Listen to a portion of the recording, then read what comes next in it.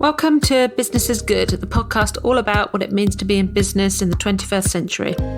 Small and medium-sized businesses are the lifeblood of the UK economy, and globally they can and will have a huge impact on society, the economy and how we live our lives.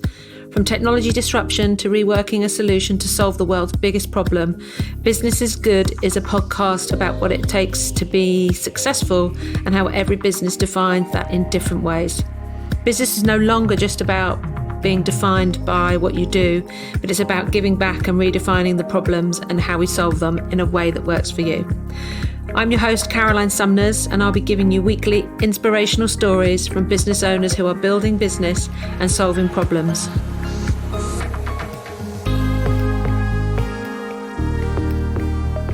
Hello and welcome to another episode of the Business is Good podcast, the podcast that tells stories of modern business. I'm your host, Caroline Sumners, and this week I'm talking to the fabulous Kate Bagoy.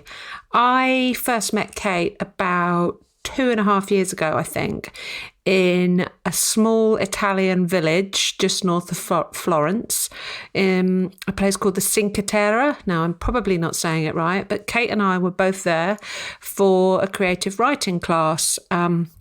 If you're a listener of the podcast, you'll know that event was hosted by the Bianca Gignac, who I interviewed a couple of episodes ago. Kate is an online business coach and digital nomad. Since I've known her, I don't even know how many countries she's been in. So she is most definitely the definition of running a modern business. So hope you enjoy this chat with Kate and enjoy.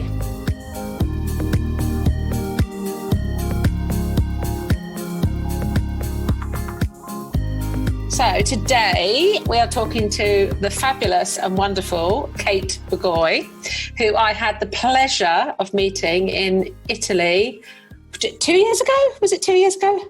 Yeah, I think. No, yeah, it was 2 years. It was in 2017, I think. 2017. Yeah. So we met on a creative writing course in the fabulous Cinque Terre of Italy, region of Italy. And we've been friends ever since. So when I decided to do this podcast and start talking to people about building their modern businesses and stories about that, Kate was perfect person to talk to because she doesn't really stay in one place more than 6 months. I guess that's being generous. That's been the longest. I did exactly 6 months in Miami. So yeah. So welcome, Kate. Thank you. Thank you for talking to me. Do you want to do a little intro to your business and who you are and everything like that? Sure. Hold on just 1 second. I hit the wrong button and tried to share my screen with you. Hi, everybody who is listening. This is Kate Bagoy. I am an online business coach. My background is actually in web design and did web design for startups for about a decade and building businesses. And a few years ago, I pivoted into a coaching and consulting role, helping small businesses create a solid business strategy and marketing plan so they can get to traction quicker. And I specialize in working in what I call creative corporate burnouts. So people like myself who are on the creative side, on the design or the marketing or the copy side, who have spent their career in the cubicle farms and are just sick of the corporate BS and want to do their own thing. And I help them get out of their jobs and into a 6-figure business without all the struggle that most people go through. Yeah, so see, I needed to meet you like 3-4 years ago because that perfect, and I think I said to you when we met, that perfectly described me. And it was like, if only I'd known Kate like in 2006, 15, whatever it was, I don't know. Yeah. Anyway, so that being said, you there's another side to your business which is probably pretty unique because you are, well, I don't know how unique it is actually, but do you call yourself a digital nomad or are you just someone that likes to travel a lot? I am a digital nomad, yes. Yeah. I'm not necessarily active in that particular community, but yeah, I am a digital nomad. I've been traveling more or less full-time since January of 2017. I did go back to the United States for a little bit to rest and recuperate and spend about 6 months there. That's the longest I've been in one place, for 2.5 years. And now I'm back on the road. And yeah, basically the definition of a digital nomad, for anybody that's listening that's not aware of it, is really just anybody that makes their living online or through a remote job, and who travels the world full time. So I move from country to country as I see fit, as I desire, as I find a great cheap plane ticket or whatever. And I stay in a country for, anywhere from 1 to 4 months and get to experience that culture and run my business online. So where are you right now, Kate? Where in the world are you right now? I am in Ciudad de Mexico, Mexico City, Mexico. And it is one of my new favorite cities. It is absolutely magical. Why is it? Because you've been, since I've known you, you've been, probably in every continent, maybe apart from Indian subcontinent, I think. You've probably been everywhere, every continent in the world. So why is Mexico City now top of your favorite places? What is it about that place that you think, yes, I want to... Yeah, surprisingly, I actually have not been to every continent yet. But what I love about Mexico City is it's a really large and diverse city. It's there's a lot of nature here, which was a surprise for me. I didn't envision it being so green and full of parks and beautiful walkways. It's a mix of super modern and colonial architecture and Mexican heritage. It's an amazing food culture here. People are super friendly and super nice, both in and out of the expat community. There's a great expat community, which makes it a little easier to transition into a city where it is not my native language. I need to study the language as I stay here a bit longer. So it's just a lot of combinations thing. I really love the energy. It's easy to get around. It's super affordable. There's just so much to do and see. It's beautiful visually as well. Cool. Oh, well, maybe I'll have to pay a visit then and visit you while you're still there, as you're going to be there an extended amount of time. I've not actually been to Mexico, so that may be on the list. Okay. All right. So tell me, what's the story behind your business? I know you said that you help you help corporate burnouts, but why specifically then? How did you get into your business? The long and complicated route. So really what happened is in 2008, I burnt out myself. I was a corporate burnout. I had a great job with a Fortune 500 company that on paper was a dream job. And I was absolutely miserable, hated my life, drinking myself to sleep every night and working 60 hours a week. And I quit without a plan. And I thought, I'll just start a freelance business. That's what people do. Just start freelancing. And I made like maybe $5 an hour because I had no idea what I was doing. So I ended up going and getting my master's in business and marketing. And after that, moved to Silicon Valley to work for a startup and kind of got on this startup trajectory. I really loved working with entrepreneurs and startups and new products. And that kind of became my specialty. So when I again kind of burnt out on my career, this time I decided I was going to start a freelance business, but I was going to do it right. And so I invested in a coach and, I had the master's in business and all this experience. So it went much better. And I started a freelance business and grew it to 6 figures pretty rapidly, and did that for a couple of years. And then the coaching thing I kind of stumbled on. So here I am, I'm loving my life. I'm living in Savannah, Georgia. I had moved across country and made this massive life change, and working as a designer from my living room most days, not wearing pants and taking Tuesdays off to go to the beach. It was pretty awesome. Okay, let's just do a lost in translation moment. You were in fact wearing underwear. You were not wearing trousers. For all the English listeners, which is probably mainly the people listening. Let's not offend your entire audience. I don't think anyone would be offended. She was, in fact, wearing knickers. So, yeah. Okay. So you're in Savannah. You're not working. You're not getting dressed.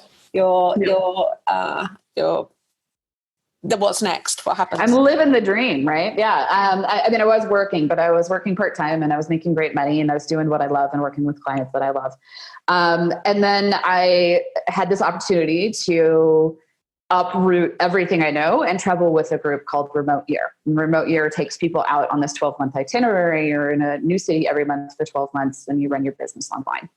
And I decided to do that. And when I decided to do that, I thought, well, the work I do is really intensive. I was doing really comprehensive, really software design at the time. And I'm going to modify this and, do some other stuff. And I signed up on a whim for a coaching program that I thought was going to help me build out my photography business, which I was going to do because of me traveling. It turns out this course was all about coaching and, helping people and teaching people. And I stumbled into my purpose is really what happened. I took this program and it was like, holy crap, this is what I'm meant for.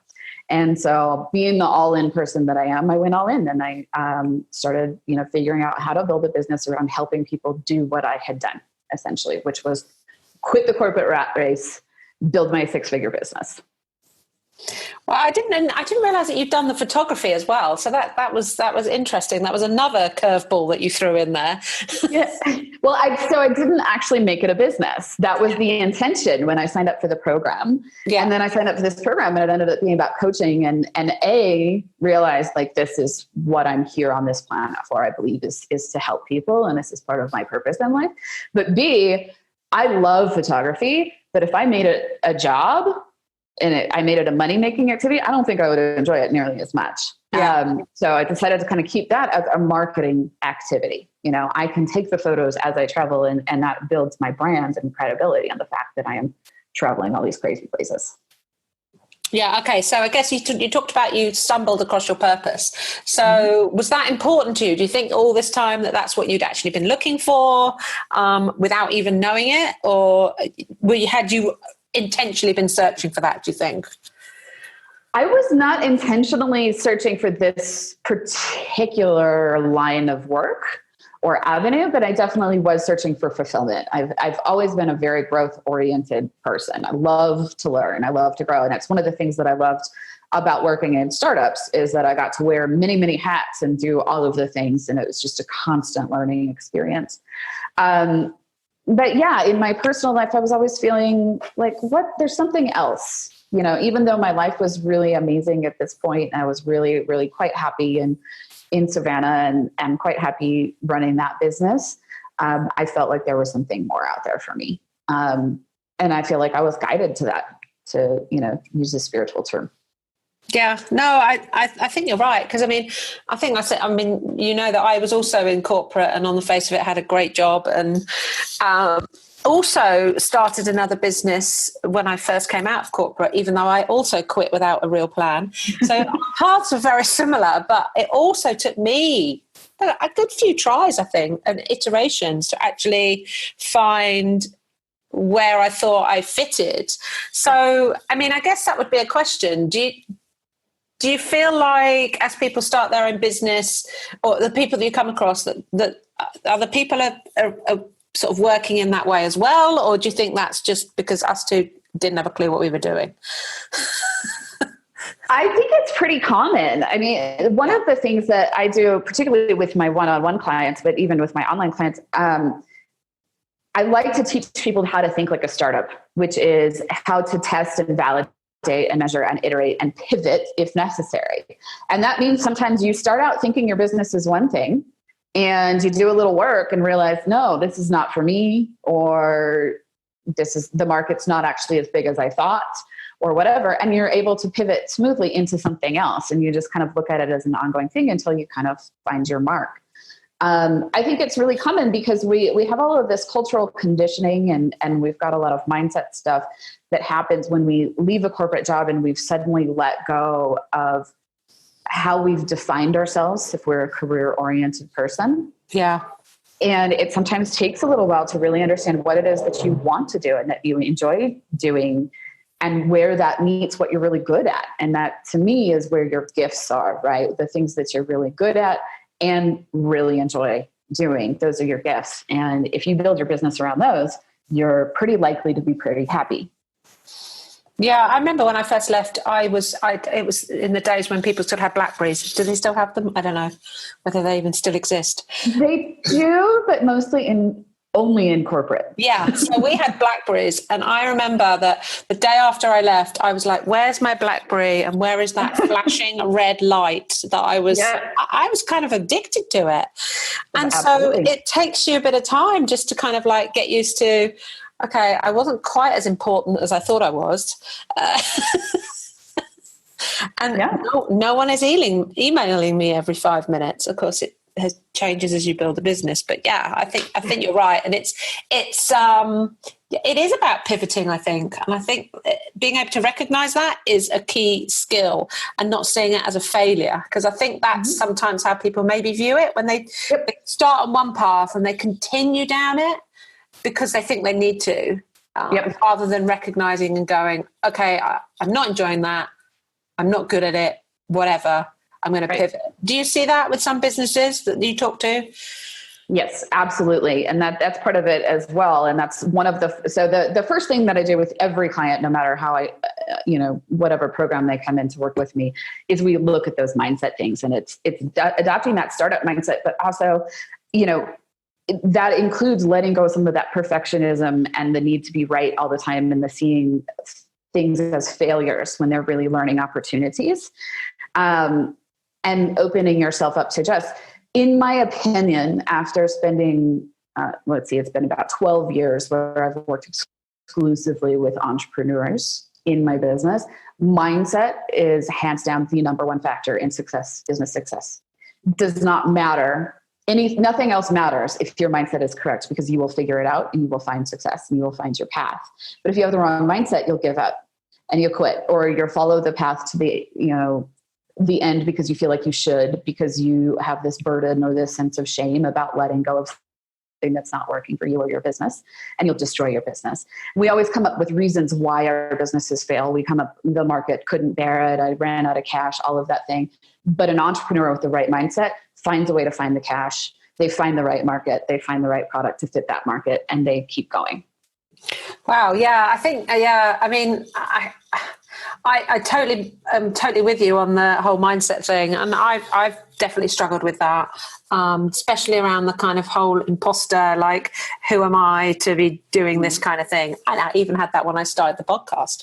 And I think you're right, but I guess I've never looked at it in quite such terms of that it's 100% about mindset. But I guess you're right, actually. So yeah. Okay. All right. So I guess then that kind of nicely leads on to a question about what advice would you give to someone who wants to start their own business, whether they're ex-corporate or whatever, but what advice would you give someone?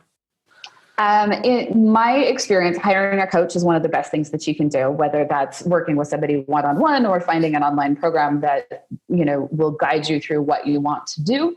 But investing in the support and training that you need to do it right and take the shortcut, right? Hiring a coach is taking a shortcut to success.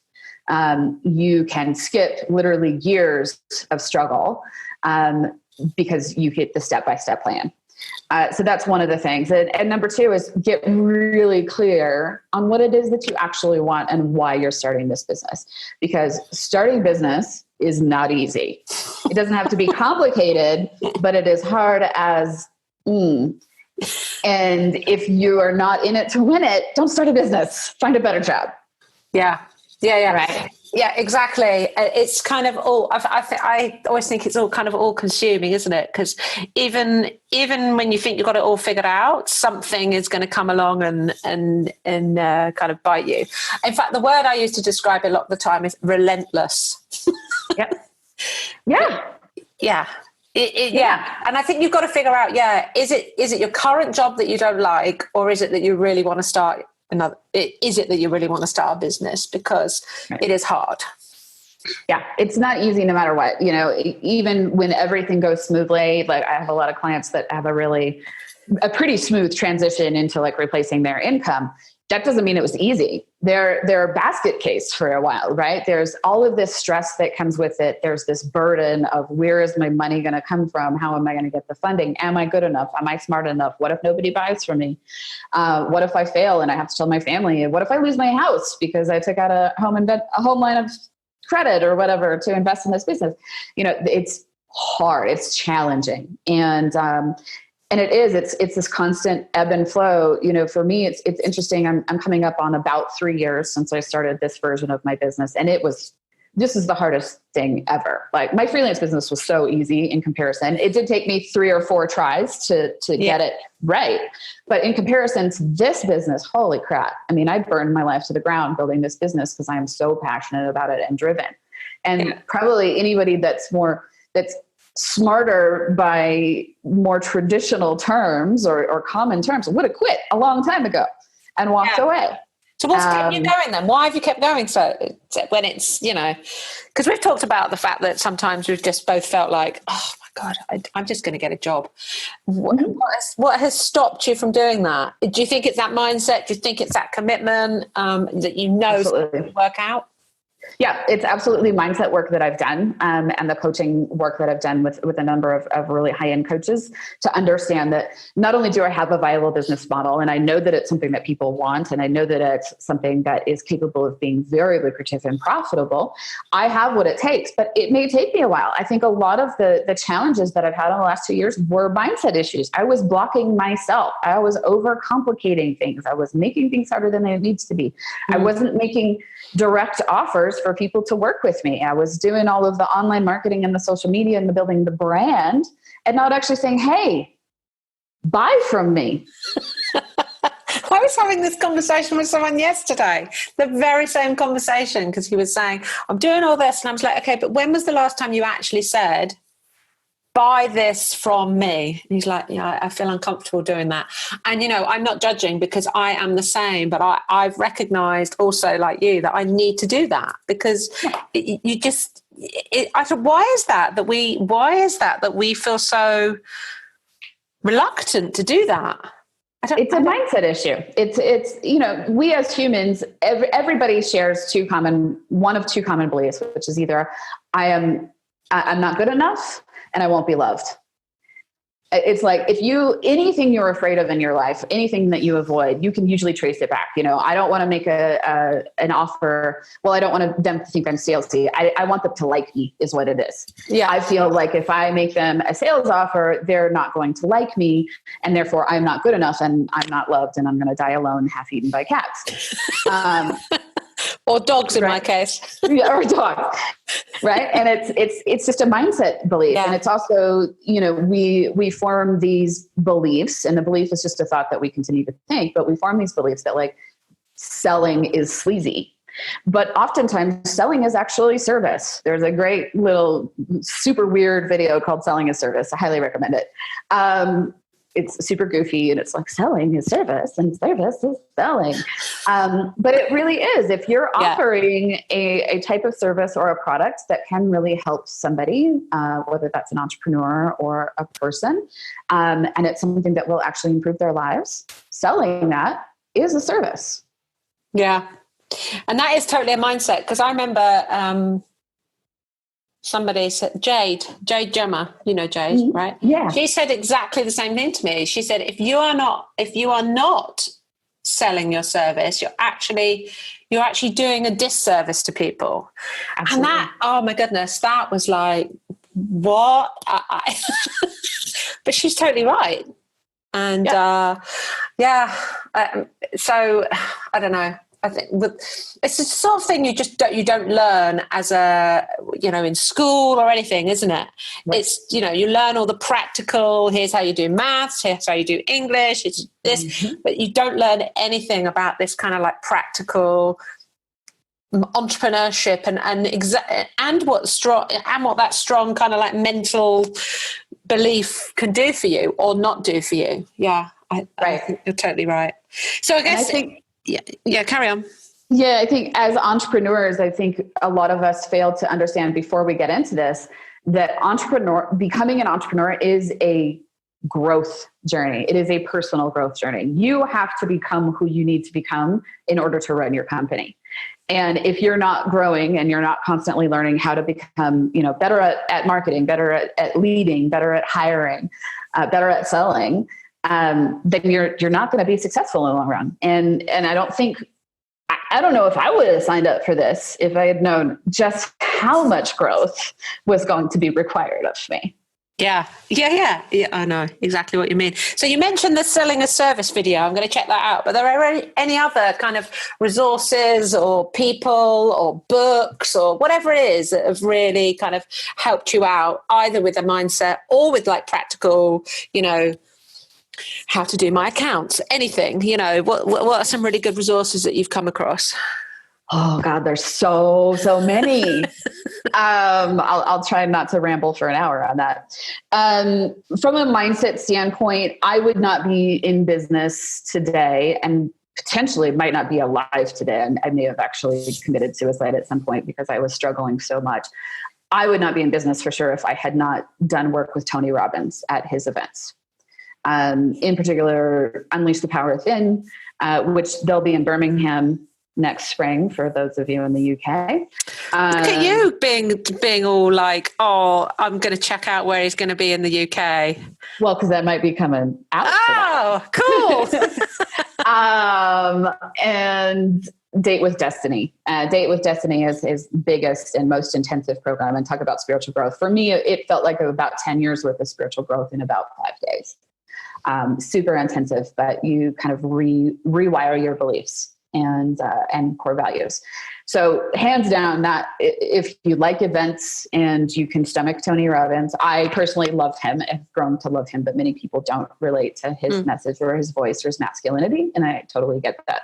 But if you do, highly recommend checking out one of his events. Let's see, what are some other resources? There in the UK, Jade Gemma and Matthew Kimberly are 2 of my favorite people. They're both coaches that I've interacted with or worked with in some manner, and both are focused on the selling side. So if what we talked about earlier resonates with you in terms of not feeling good enough to sell, those are 2 people to start reaching out to. Yeah. What else? There's a great book called Profit First, and that's a more around the financing piece and setting aside your profit before you pay your expenses. And it's a weird little mindset shift, and it works really well. I haven't read it. I've heard a lot of people talk about it actually, so I think I'm gonna have to get that one and take a look. Yeah, I really, really enjoyed it. And the book, the list of books that I could recommend are endless. So maybe I'll put together a list for you and you put it in your podcast notes. Yeah. For your clients. I read an average of one personal development book per week. So I'm just constantly absorbing this sort of stuff. Oh, another one, really great one, Secrets of the Millionaire Mind by T. Harv Eker. Again, it's all about that money mindset and understanding that, you are worthy of building a business. You are worthy of receiving, and you are capable of receiving, and understanding how you block yourself. We all have ways that we sabotage ourselves. And oftentimes that comes around to money.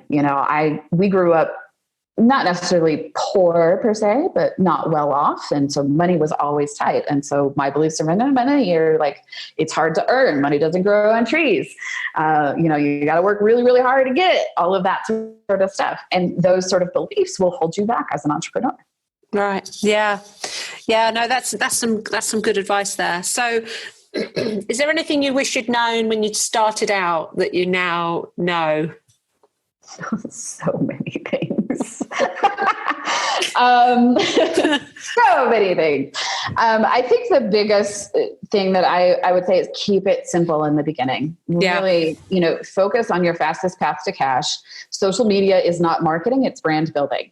It doesn't mean that it's not worth investing in, but don't expect to launch a Facebook page or an Instagram page and suddenly be building, making massive clients. You need to be reaching out to people or going to events or connecting with them on LinkedIn or direct messaging them.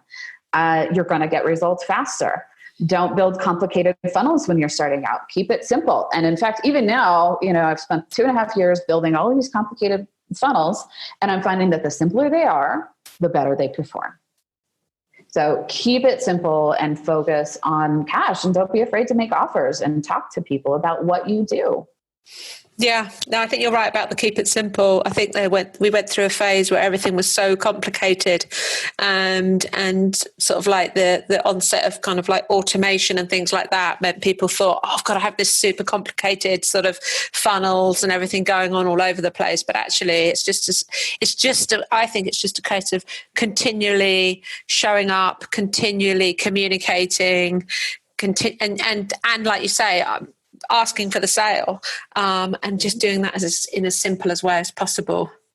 Yeah. And to that end, I think a lot of times we overcomplicate things because we start this like scramble mode when we start a business, and we start signing up for every freebie under the sun and following anybody that does anything related to our business online. And then you ask 10 people how to build a business, you're going to get 10 different answers. And the reality is there's no wrong way to build a business. There's no right way to build a business. You can literally do it millions of different ways. You got to find the ones that work for you. But if you keep listening to what everybody says, you will get yourself to this level of overwhelm, and paralysis by analysis, and just make a mess of things. I did it. At least half of my clients do it. Yeah. And so start being more conscious of what you're ingesting information wise and who you're listening. Pick a couple of people that you respect and listen to their advice, and stop trying to add every single person that adds their opinion to the world. Yeah, exactly. Okay. So 3 years, you said you've been in business. Is that right? 3 years? Pretty close. Yeah. I think next month marks 3 years. So aside from Mexico City, what's been the highlight so far? What's been your number one highlight? Or two? You can have more than one.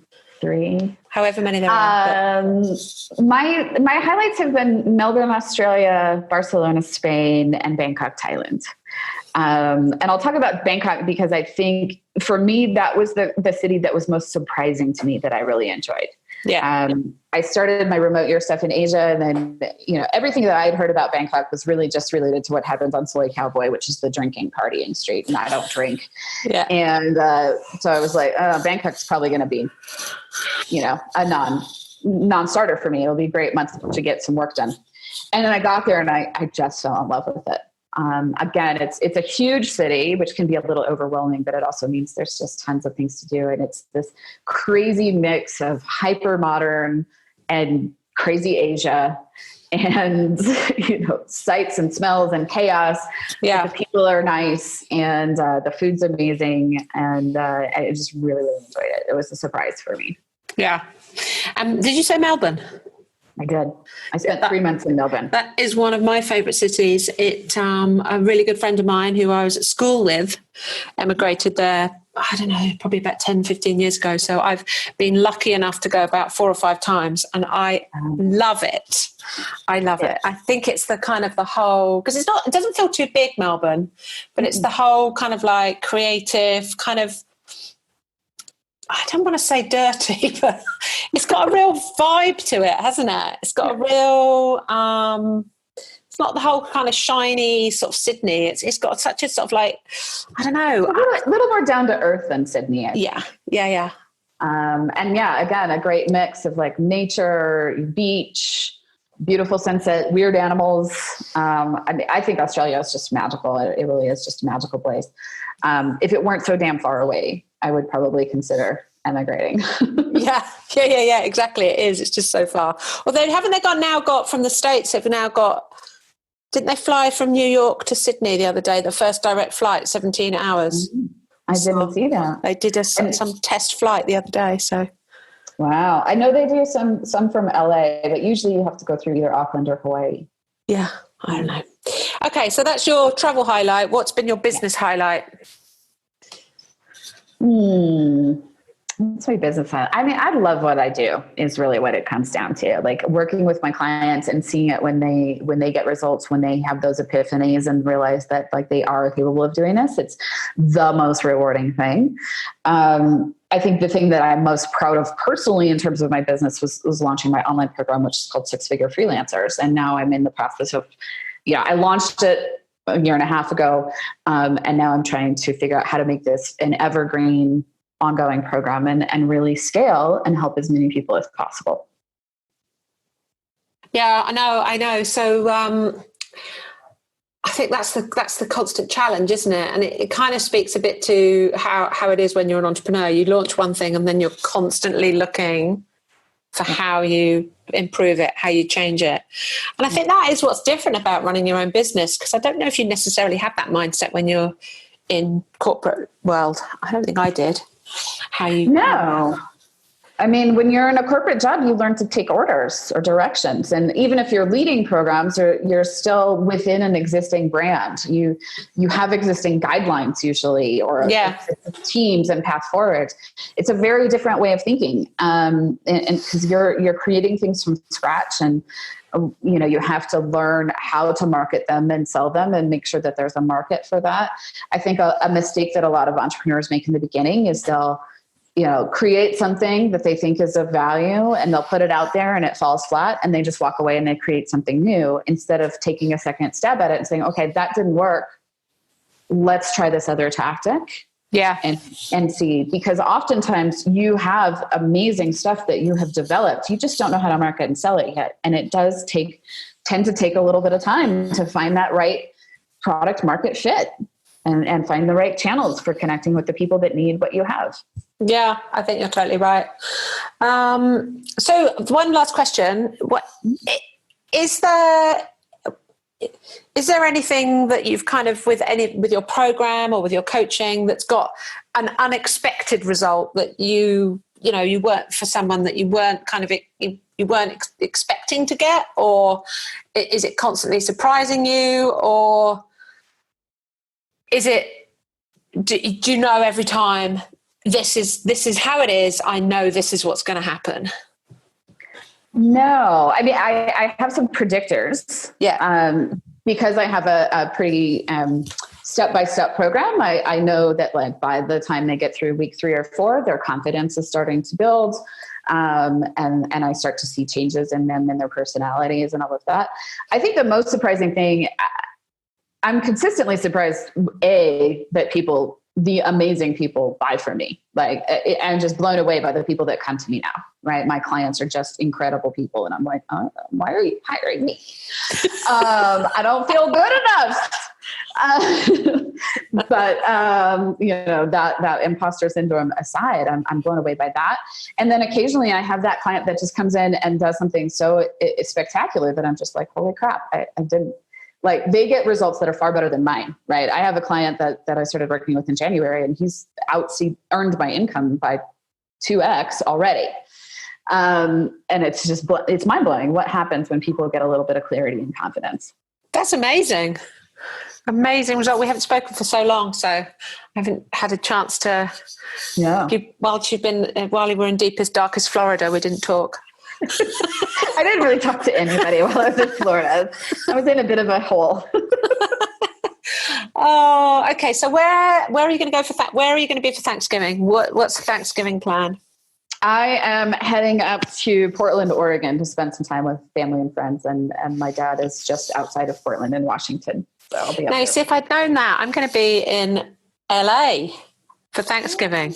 Obviously, being a Brit, I don't really celebrate Thanksgiving. Right. Well, I don't celebrate Thanksgiving. And I'm actually going to stay with English friends as well, so who also don't celebrate, but it's a good excuse to visit some sunshine. There you go. So I will also be on the west coast of the US, but we're just a few too many miles apart. I know. Yeah. It's a bit of a shame, isn't it? Maybe I could. How long are you there? Maybe I can pop down. I'm in LA for 4 days, and then I am going to San Jose, Silicon Valley. Silicon Valley. Yes. So it's some other friends. So I will be in good old Northern California for a bit as well. So okay, that was it really. Mm-hmm. Fabulous. I think you are so inspiring, the way you just continue to evolve your business, and you just up sticks and move to another country. I'm like, I don't know how you do that all the time. I don't either. It's insane. So you're going to learn Spanish now? Now you're staying in Mexico a bit longer. Yeah. My hope is come back in December and then sign up for like an actual class for maybe 2 or 3 months. I'm starting to pick it up, a lot better just being here. So I think if I did, committed to a couple days a week training, I can do it better. And then kind of the idea is stay in Mexico City and kind of use that as a hub to travel Central and South America, which I've not really done much of at all. So where's the top of the travel list then for South America? Where's Medellin, Colombia. Oh, now I've heard amazing things about there. Exactly. Me too. And I actually have a client that will be there in December. So it's toying with a trip down there in December, but Medellin's top, and then Buenos Aires and Santiago, and Brazil. But that's not Spanish, that's Portuguese. So that's another. You need to learn another language for there. Or just go perfectly on vacation. You could do that actually. You don't have to always be working and living. You could just go on vacation. Because I guess that's the point, isn't it? It seems like you're permanently on vacation, but you're really not. Because you are living and working all the time. You just happen to be in a different location. Yeah. And I flex my hours so I can take advantage of where I am and do some of the touristy stuff, which is why it looks like from a social media standpoint, I'm, on vacation all the time, but I'm not for sure. And it does become hard actually after a while to like take a vacation, because it's like you're already in a foreign country. Where are you going to go to? And like for me as an achiever, I have to force myself. Like I went out last week. I flew out to Cancun to Playa del Carmen, and there were some I went because there were some entrepreneur events and networking stuff, and I was like, let's go get involved in the community. And then I got there and I was like, I'm fucking tired. I'm going to spend the week laying by the pool. Yeah. So do you work from your Airbnb, or do you go to co-working spaces? What do you do? Because otherwise you're on your own all the time, right? Yeah, both. It depends. So here in Mexico City, Remote Year has a group that's here for the month. And so I opted in to be part of their community and do the co-working space. So I actually, after this call, will be going and going to the co-working space. And I have a coffee date scheduled with one of the remotes to get to know her. It varies city by city. Sometimes if I'm there just a short time, I will just work from my Airbnb or cafes. I'll put my laptop in my backpack and I'll go wander around and I'll just find a cafe with Wi-Fi. It kind of depends on the project that I'm working on. When I'm in a city longer, I like to get a co-working space. Like when I was in London, 2 years ago, I was working out of WeWork for like 3 months. And I like having the co-working space because it gives me that sense of focus. Yeah. I don't go every day, but if I have to, get my ish together to go across town to go to a co-working space for, a few hours, I'm going to get really good quality work done while I'm in that co-working space. Yeah. I think it's important because I think if you're on your own all the time, it's just not good for you. I certainly feel that anyway. So I know I've told you many times that I knew the time was right for me to go to a co-working space when I was going around the local co-op. UK listeners will know what I mean, and talking to the shop assistants and the old ladies in there. I mean, it was ridiculous. That was that and the dog were my company for the day. So for me, I have to be around other people some of the time. Yeah, same here. I'm highly introverted, so I can get away with being isolated a bit longer than the average human. But it's the same. Like when like I said, I went to Playa del Carmen last week, and I realized I was just so tired there. And part of that was the loneliness. I've been on my own for a really long time. I've not been around friends and family. That's why I'm going home for a month. Yeah. But this guy, the street vendors here are pretty animated and they want to get your attention, and free hugs, he said, free Mexican hugs. And I almost took him up on it because I was just like, it's been so long since I had a hug. Oh, I'll give you a virtual hug right now. Thank you.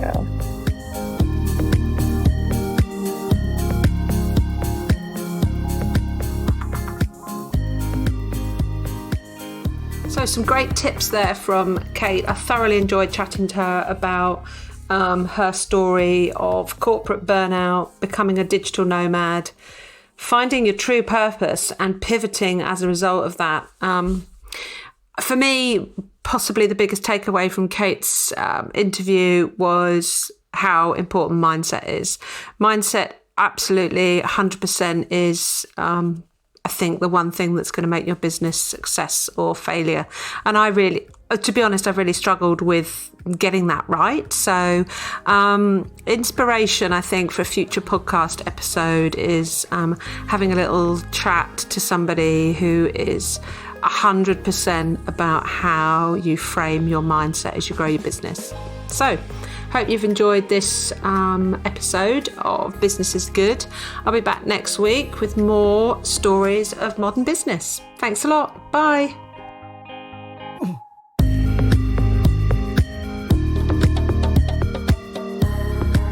Tune in next week where I have more inspirational stories talking about moving your business beyond what it is and moving it more towards what you're in business for, what's important, and doing good and changing the way things should be done.